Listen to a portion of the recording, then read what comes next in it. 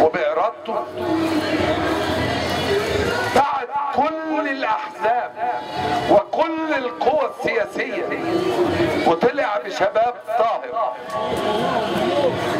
عدد قليل، وأطاح بفرعون بيه من غير موسى ولا هارون ولا العصا، ولكن أطاح بيه بشباب على قلب رجل واحد.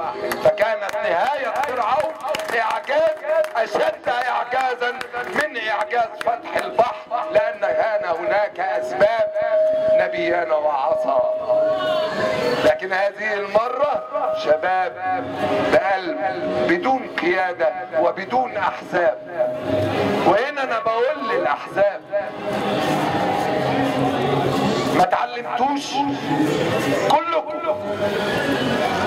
ما تعلمتوش وما سألتوش نفسكم ليه ربنا ما جابكمش على رأس الثورة؟ ما قعدتوش حاسبتوا نفسكم وشفتوا ليه؟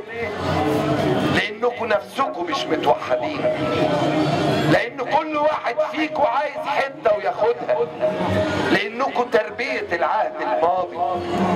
هي دي الحقيقة، هو ده الواقع، يتحملوا المسؤولية. عارفين ليه؟ لأن في خلال 6 أشهر لم يستطيعوا أن يتوحدوا ويجلسوا مع المجلس العسكري لكي يأتوا بطلبات الشعب، فخرج الشعب مرة ثانية